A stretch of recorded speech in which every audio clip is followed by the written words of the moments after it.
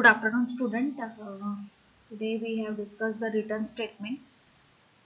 Return statement in C language. The return statement terminates the execution of a function and returns a value to the calling function. The program control is transferred to the calling function after the return statement.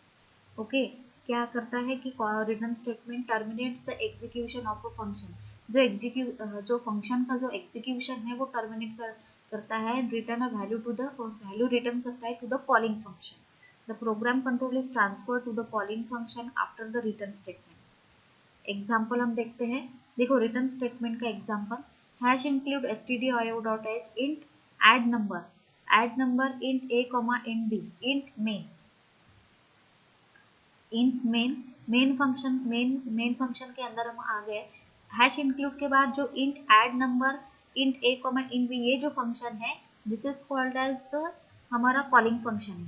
ठीक है, तो मैंने फिर main function के अंदर आके हमने क्या किया, जो ऐड नंबर है उसको हमने आर्गुमेंट पास कर दिए n1 and n2.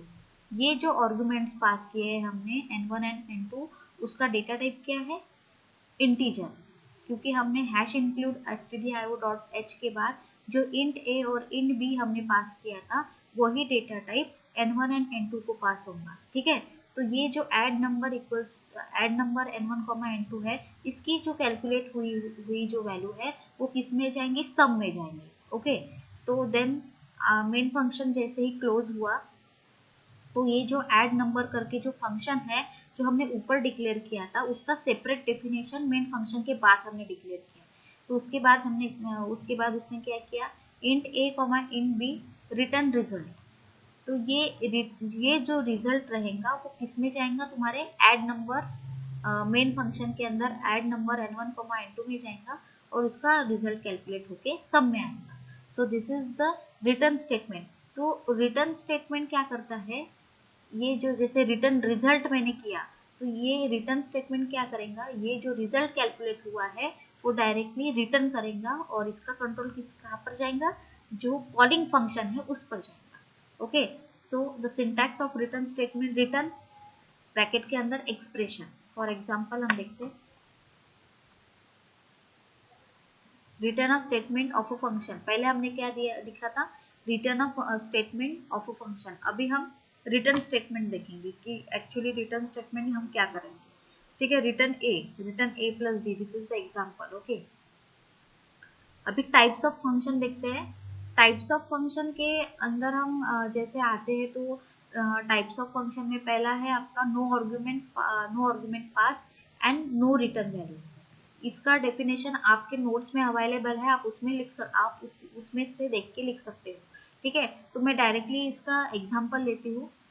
No argument pass and no return value. Argument भी पास नहीं करना है और रिटर्न वैल्यू भी नहीं करना. Simple example. ठीक है, तो void hash include stdio.h, then void check prime number.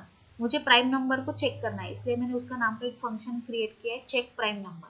ठीक है, फंक्शन नेम आप अपने मन से दे सकते हो. ठीक है, इंट मेन के अंदर मेन फंक्शन मैंने कॉल किया चेक प्राइम नंबर. ये जो चेक प्राइम नंबर है, ये जो फंक्शन है इसको मैंने कॉल किया, देन रिटर्न 0 कर दिया. देन ये जो कमेंट का स्टेटमेंट है, आर्गुमेंट इज नॉट पास, ये कमेंट का स्टेटमेंट है, ऐसा पास नाम का कोई वर्ड नहीं है, ये कमेंट का स्टेटमेंट है. चेक प्राइम नंबर, ये फंक्शन के अंदर मैंने कोई भी आर्गुमेंट पास नहीं किए और मेन फंक्शन को क्लोज कर दिया. देन अभी return type is void, meaning does not return any value. मैंने चेक प्राइम नंबर ये फंक्शन को void क्यों लिखा, उसका डेटा टाइप मैंने void क्यों लिखा, क्योंकि void कोई भी वैल्यू रिटर्न नहीं करता है. तो हमारा पहला टाइप का नाम ही ऐसा है, no argument pass and no return value. Okay, तो अभी void चेक प्राइम नंबर की अभी मुझे क्या करनी है, डेफिनेशन लिखी है, उसके अंदर एक्चुअली कैलकुलेशन क्या हो रहा है वो देखना है. तो हमको क्या करना है, प्राइम नंबर हमको चेक करना है कि जो भी हम नंबर एंटर करेंगे वो प्राइम नंबर है या नहीं. ठीक है, तो इंटीजर, तो मैंने int n i flag equals to 0, ये 3 वेरिएबल मैंने डिक्लेयर किए. फ्लैग ये जो वेरिएबल है मैंने उसको 0 इनिशियलाइज किया है. Then printf enter a positive integer, मैंने एक प्रिंटफ का स्टेटमेंट किया जो यूजर इनपुट रहेगा